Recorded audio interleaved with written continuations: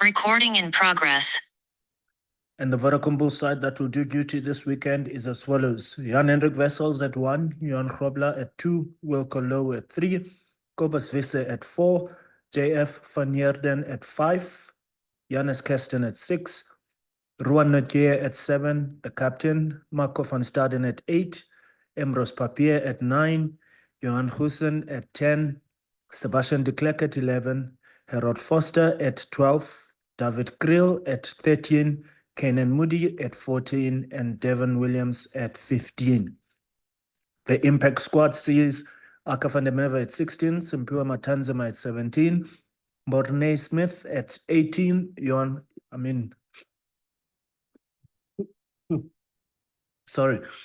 Grobler, Jaco Grobler. It's as near so. Okay, we'll skip number 19. Johnny, if you could just confirm for me who's number 19. It is Jacobus Grobler. Jacobus Grobler. Marcel Coutier at 20, Keegan Johannes at 21, Willy Leroux at 22, and Stedman Hans at 23. Just to run through that again, Jan-Hendrik Wessels, Johan Grobler, Wilco Low, Kobus Visse, JF van Heerden, Jannes Kerstin, Ruan Nautier, the captain, Marco van Staden, Emros Papier, Johan Goosen, Sebastian de Klerk, Harold Foster, David Kriel, Kenan Moody, and Devon Williams in that order in the starting lineup. And then impact squad, Aka van der Merwe, Simpiwa Matanzima, Mornay Smith, Jacobus Grobler, Marcel Coutier, Keegan Johannes, Willy Leroux, and Stedman Hans.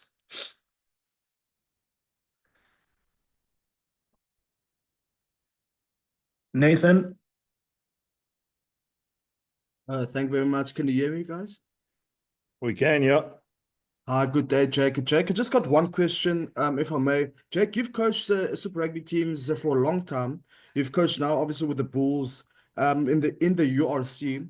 A former Super Rugby international rugby player made a statement of this past weekend. He said the URC is a very low level compared to Super Rugby.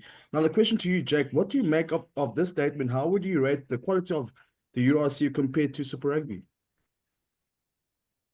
Yeah, Nathan, I suppose I don't want to get anyone into trouble or say anything that, Super Rugby changed so many times. And if you consider Super 8 became Super 10, Super 12, then it went to conference systems, and now it's gone into Super Rugby that has no South African side. So it just depends which Super Rugby you're talking about. It depends on which tournament you're talking about. It's not a case of which one's stronger or which one's weaker. As I said, it depends which Super Rugby competition you're talking about. And, it'll take me all day to explain that Crusaders Blues in the early 90s was as strong as playing any international side, and playing Leinster with a fully fledged international team is as difficult as playing one of those Super Rugby sides in those days as well. So it would be wrong of me to say, this guy's either right or wrong, because Super Rugby has changed so significantly over the last 15, 20 years. It depends which Super Rugby competition you want to compare it to. If I may, Lunga, just quickly. Okay, Nathan. Sorry, guys. It's the last, let's say the last 5 years. Nathan, I think you understand. I'm not going to answer that question the way you want me to answer it. So, again, as I said, depends on which competition you compare it to, depends which teams you compare it to. It depends on, so that's why there's no right and wrong answer to that question or that statement that guy made. Awesome. Thank you. Okay. Simon Borchardt, followed by Simnige Kabanis. Hi, Jake. Hope you well. Jake, earlier on, we were able to chat to Cameron and Marcel, and we were asked not to ask them any questions about last year's URC final. I was just wondering why the Bulls aren't keen to talk about it. Is it because you guys have moved on, or is it because you're a bit worried that there'll be revenge talk? Yeah. Simon, I think probably the answer is because we don't really want you to be writing, as in the media, anything about words like revenge and, there's so many things that come out. I mean, I read a wonderful piece the other day about Rory McIlroy having won the Masters after bombing out 14 years ago. Now, in sport, that's what happens. When you have an opportunity like we did last year to win the championship at home and we didn't win it, then obviously the next time you play the team that beat you in the final, there will always be that what if. And that happened with Rory McIlroy in golf. So it's not a case of whether we moved on. It's not a case of whether we don't want you to talk about revenge. We would have to play Glasgow again sometime, and this is the first time we've played them since that game. And like any sports person, we had an opportunity which we missed, and it's got nothing to do with revenge. It just gives us an opportunity now to play the same team that beat us, same club that beat us, and see how we do with playing against the champions. I mean, last week we played the champions of 2 years ago, and this week we play the champions of last year.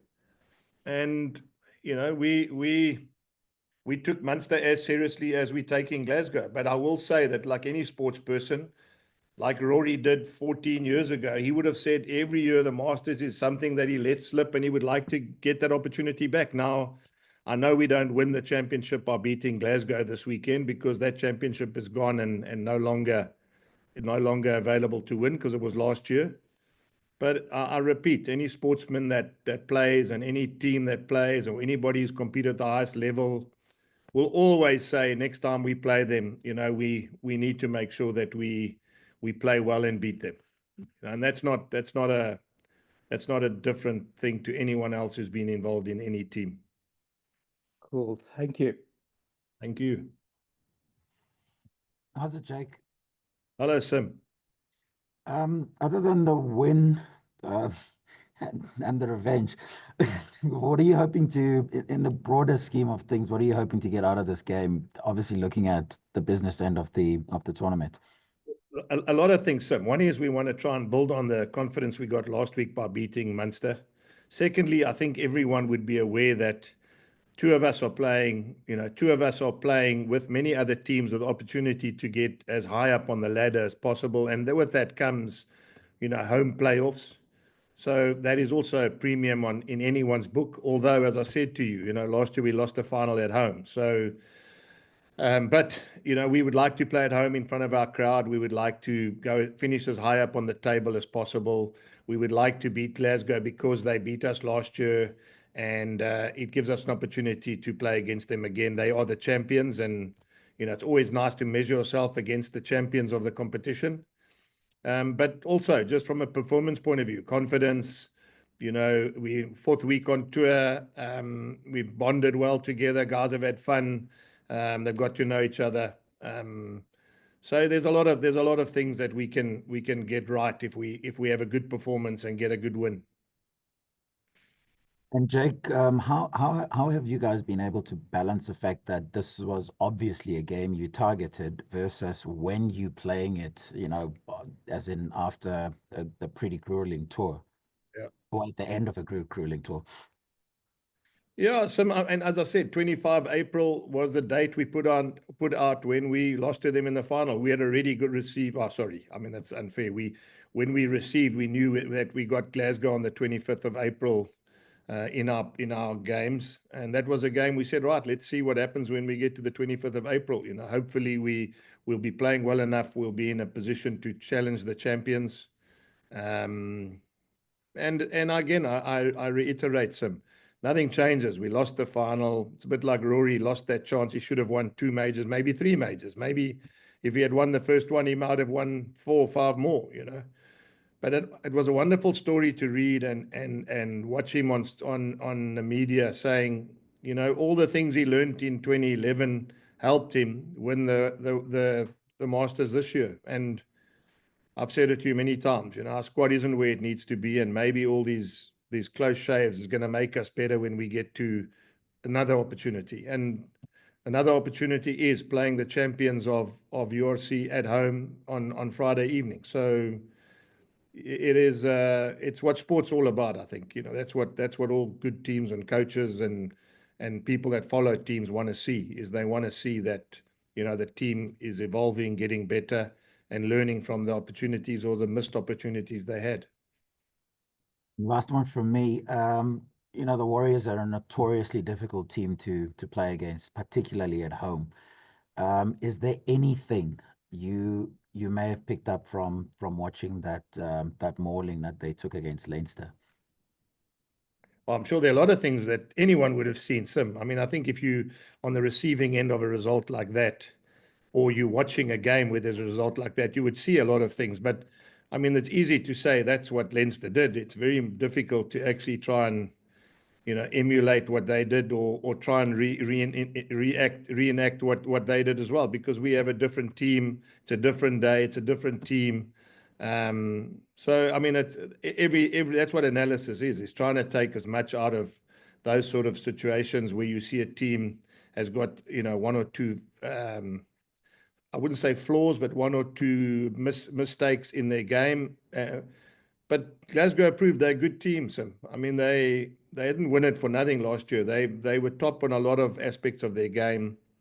They had to win away games, which they did as well.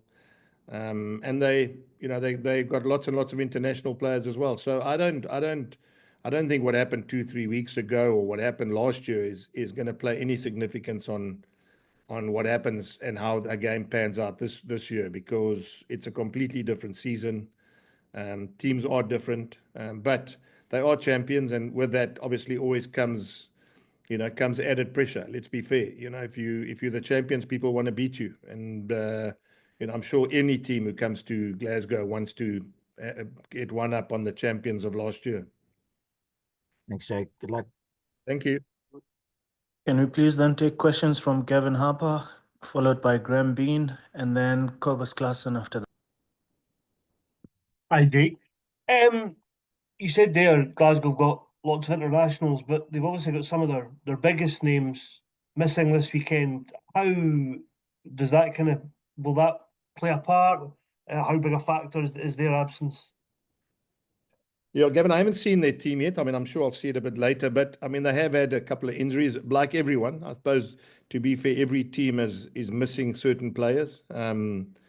You know, we've got Ulrich Louw's not here, Gerard Steenkamp's not here, Kurtley Orens is not here. You know, Cameron Hannekom is out for the week as well. So, you know, I mean, it goes the same for everybody. You know, you never really get the ability to put your best 23 on the field every single week either.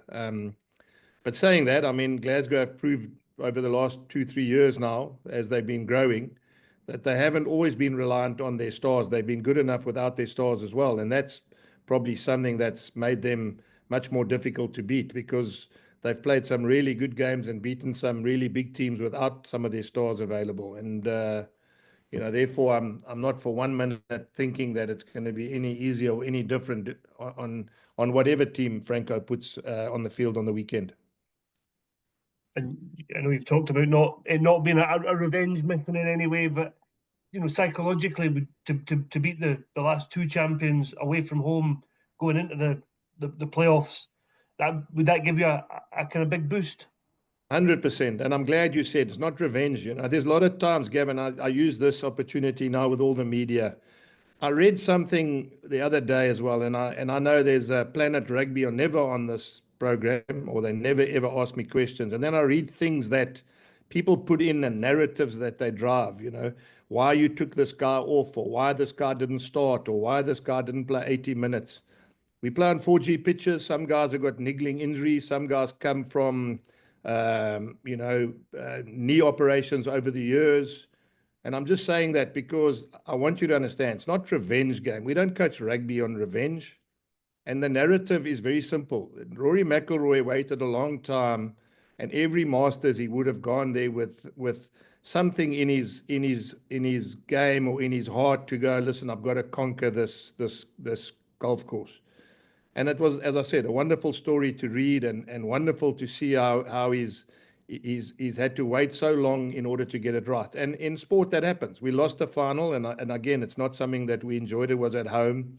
It was a massive opportunity, and we let it slip. And now we always knew we're going to have to get Glasgow again. And it's not a revenge thing. It's just the way sport works. This is a wonderful opportunity for us to not only measure ourselves against the champions of last year, but it's also a great measurement for us at this time of the season, post Munster and into the playoffs. And I'm talking about coming in the back end of the competition, to make sure that we've learned all those things, whether they're on the field, off the field, whether they're mental, whether they're skills, whether they anything that's going to make us better, is a great opportunity against Glasgow on the weekend.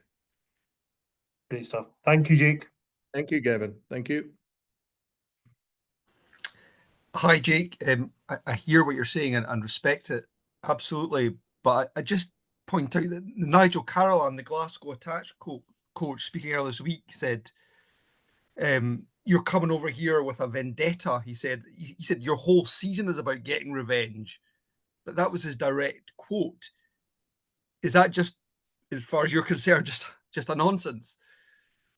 Yeah, I don't know who he is, Graham. So I've never met the man. So I've never, yeah. I mean, as I said, you saying something to me, I got no idea why he would say that. I mean, our whole season's revenge. Well, yeah, I don't know. I don't even know how he gets to that basis. You know, I don't coach rugby on revenge. I don't coach rugby on any other of those emotions about we don't like you, you don't like us. It was opportunity for us to win. We didn't take it. We lost to a team, and we get a chance to evaluate ourselves against the champions of the competition from last year. And that's all it is. I mean, and it was always going to be a game. I mean, this is the first time I've had foreign journalists ask me questions about a game in a long time, which just proves the point. Why are two Scottish journalists asking me about the Glasgow game? I didn't even get asked this when we played Edinburgh in a European Cup game. I didn't get asked anything by Munster last week by any Munster journalist. So it's I'll say it to you again, Graham, absolutely nonsense that this is a revenge game or the season's based on the whole thing. I mean, it just so happens that we are third, they second, and it's now becomes even a bigger game in terms of log points and opportunities to play deeper in the competition at home.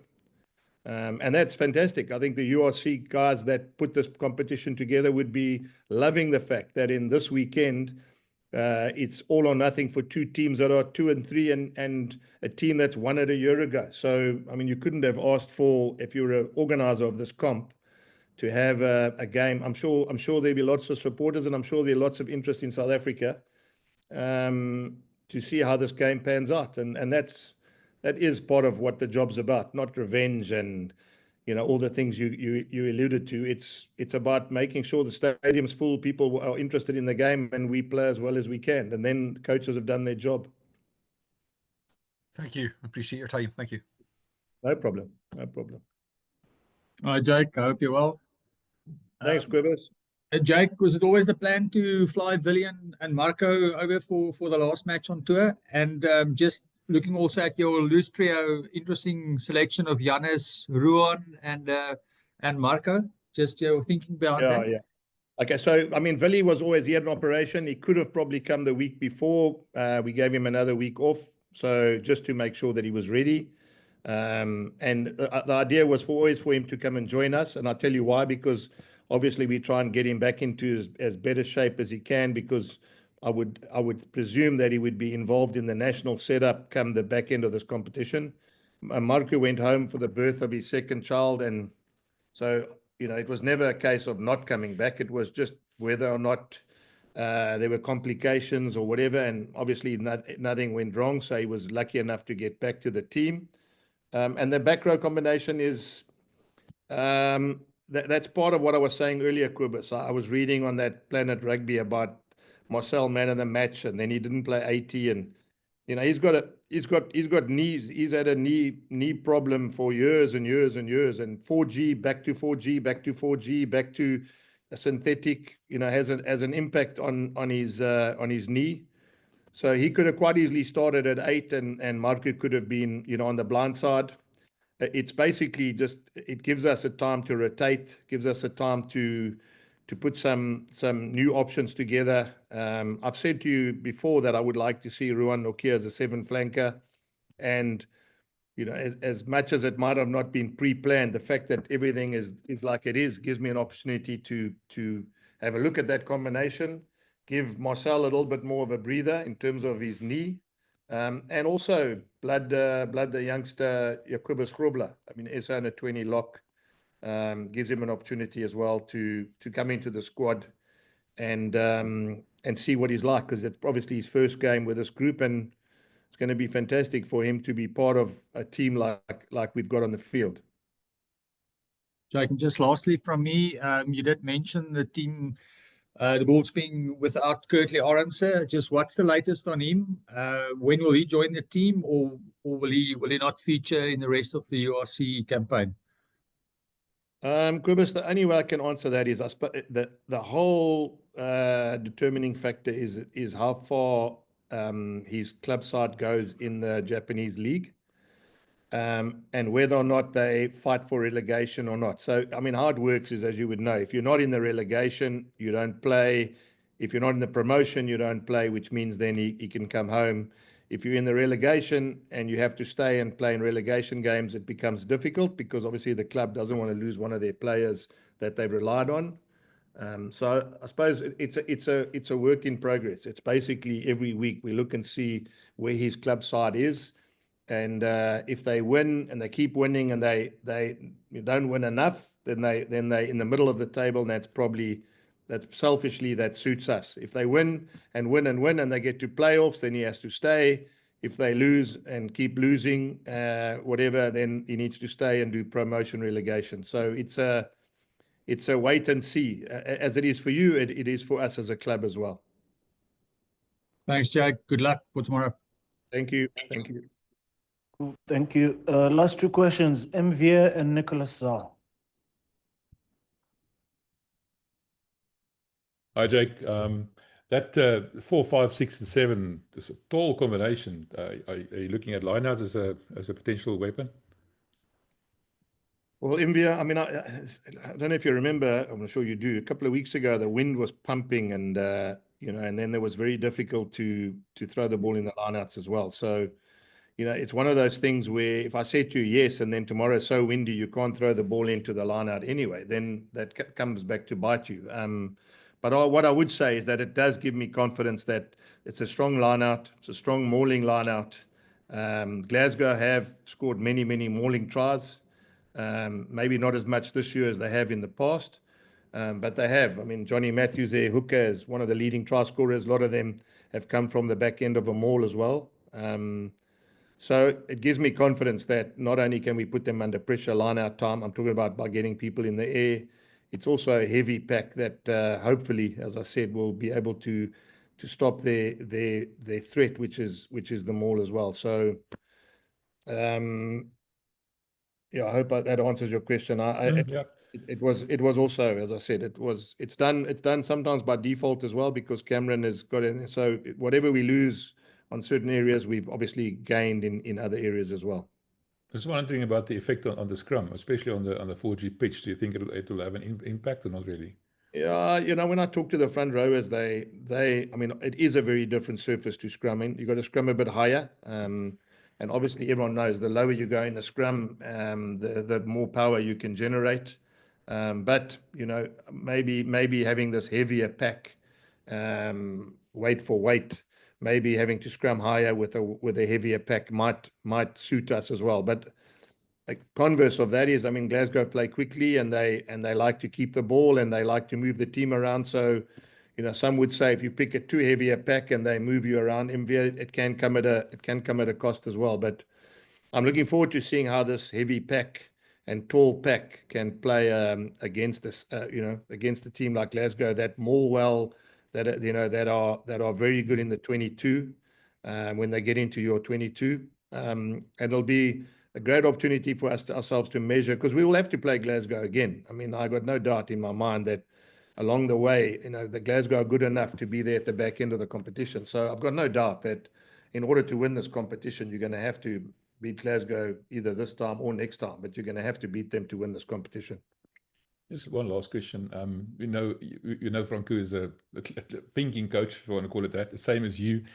Do you think it might catch him a bit flat-footed, the fact that you pick players in these different positions to what they normally play? Well, one of our players actually, his wife's out here visiting and staying with one of the.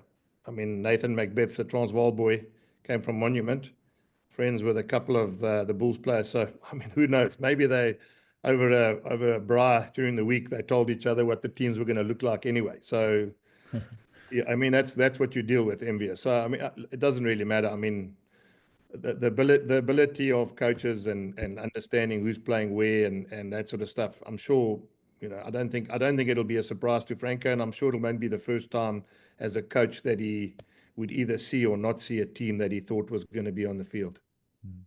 Well, good luck, Jake. I know you can do it. Thank you. Thanks, Envia. Thanks, Lunga, and hi, Jake. Thanks, but nothing from me. So all the best for tomorrow. Thank you so much, guys. Thank you.